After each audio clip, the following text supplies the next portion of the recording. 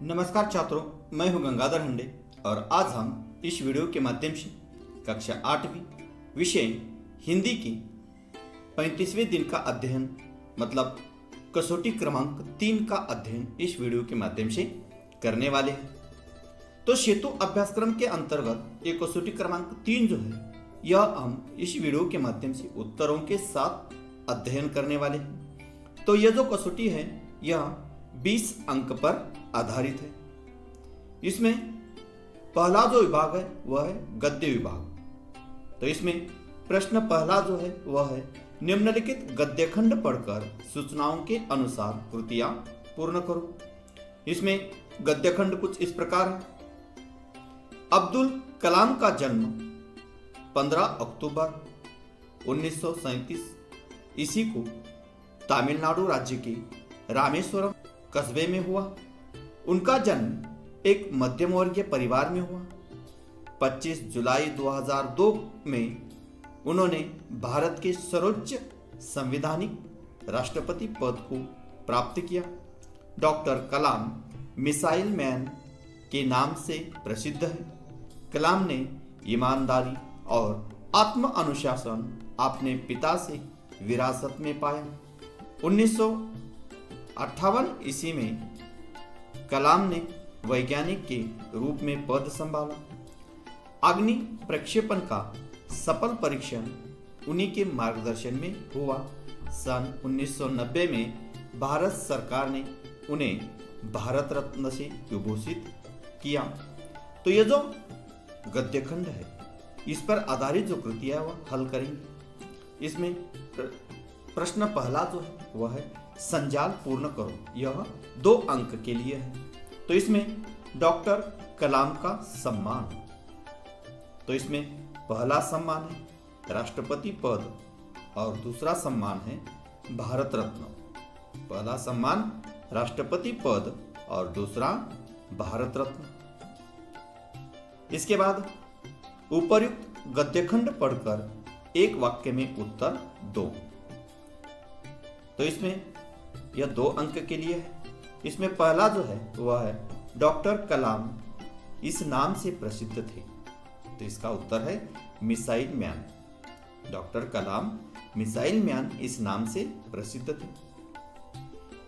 दूसरा प्रश्न है डॉक्टर कलाम ने अपने पिता से ये गुण विरासत में पाए।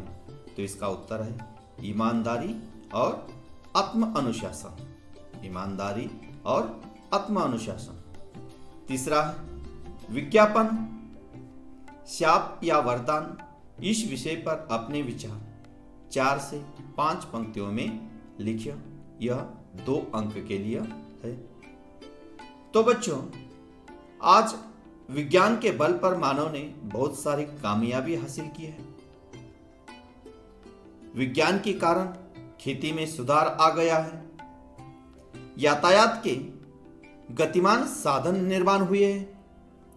तो ये विज्ञान से वरदान है, विज्ञान के वरदान है। इसके साथ साथ विज्ञान ने संहारक शस्त्रास्त्रों का भी निर्माण किया है। विज्ञान के कारण वायु प्रदूषित हो रहा है। लेकिन विज्ञान का उपयोग हम समझदारी से करें तो विज्ञान शाप नहीं बल्कि वरदान है। इसके बाद दूसरा जो विभाग है वह है पद्य विभाग। इसमें निम्नलिखित पद्यांश पढ़कर संजाल पूर्ण करो। तो पद्यांश कुछ इस प्रकार है। अपनी मंजिल ध्यान में रखकर दुनिया की राहों से गुजरना, पर्वत मिट्टी पेड़ जो रहते जग में सबसे हिलमिल रहना। तो ये जो प्रस्तुत पद्यांश है इस पर आधारित जो कृतियां है वह हम देखेंगे। उसमें पहली जो कृति है हमें इनकी तरह हिलमिल रहना है। तो इसका उत्तर है पर्वत मिट्टी और पेड़। हमें पर्वत मिट्टी और पेड़ की तरह हिलमिल कर रहना है।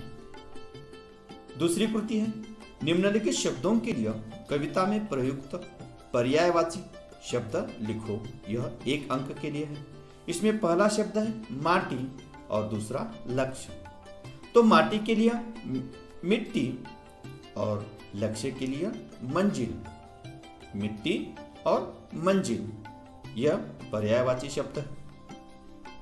अगला है पेड़ का महत्व 4 से 5 वाक्यों में लिखे। तो पेड़ का हमें 4 से 5 वाक्यों में पेड़ का महत्व लिखना है। यह 2 अंक के लिए है। तो पेड़ का पहला जो महत्व है वह इस प्रकार है। पेड़ हमें प्राणवायु देते हैं, मतलब ऑक्सीजन देने का कार्य पेड़ करते हैं। दूसरा है पेड़ से हमें मीठे फल मिलते हैं, यह पेड़ का दूसरा महत्व है। तीसरा महत्व है पेड़ से हमें छांव मिलती है।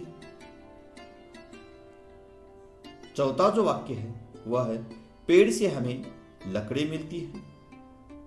और पांचवा एवं महत्वपूर्ण है वह है पेड़ के कारण ही बारिश होती है। इसके बाद व्याकरण विभाग।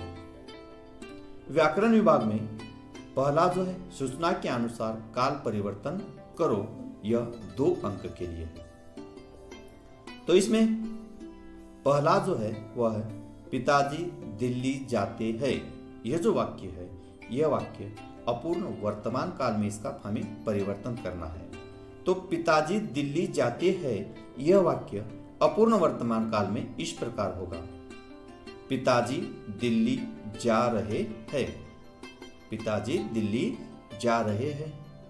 इसके बाद दूसरा जो वाक्य है वह है पेड़ पर फूल आए थे।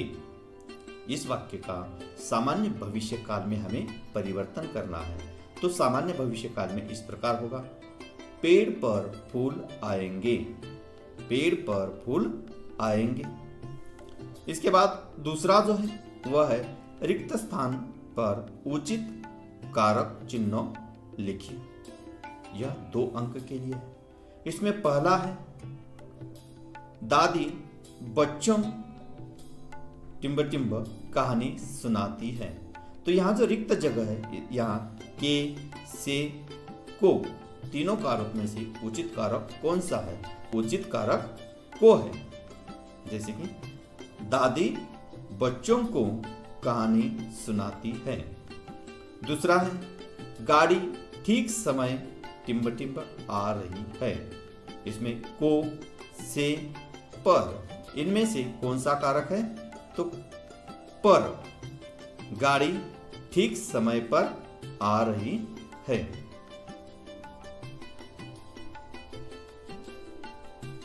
इसके बाद तीसरी जो कृति है वह है अर्थ के आधार पर निम्नलिखित वाक्य का प्रकार पहचानो। यह 1 अंक के लिए। तो वाक्य इस प्रकार है। वाक्य कुछ इस प्रकार है, मेरा चित्र ठीक से बना ही नहीं तो मैं किस बात के पैसे दूं। यह जो वाक्य है यह वाक्य प्रश्नवाचक वाक्य है। अगला विभाग जो है वह उपयोजित लेखन। अगला विभाग उपयोजित लेखन। इसमें पहला जो है निम्नलिखित विषय पर 60 से 70 शब्दों में निबंध लिखो। यह 5 अंक के लिए है। और निबंध के लिए विषय जो है वह है मेरा देश। इस विषय पर हमें निबंध लिखना है। तो निबंध लिखते वक्त पहले देश की प्रस्तावना करनी चाहिए। इसके बाद देश का जो प्राकृतिक वर्णन है, जिस प्रकार हमारे भारत देश में प्राकृतिक वर्णन है वह वर्णित करना है। इसके बाद देश की जो संस्कृति है, कश्मीर से लेकर कन्याकुमारी तक देश की जो संस्कृति है, अलग अलग राज्यों में अलग अलग त्योहार मनाए जाते हैं। तो ये जो संस्कृति है यह बतानी है। महान विभूतियां हमारे इस भारत देश में जो महान व्यक्ति जो हुए उनके नाम बताइए। अन्य देशों से किस प्रकार हमारा देश अलग है। इसके साथ साथ भारत देश में भाषा, प्रांत, खान पान, त्योहार आदि में जो विविधता है फिर भी हमारा भारत देश एक है, यह बताइए।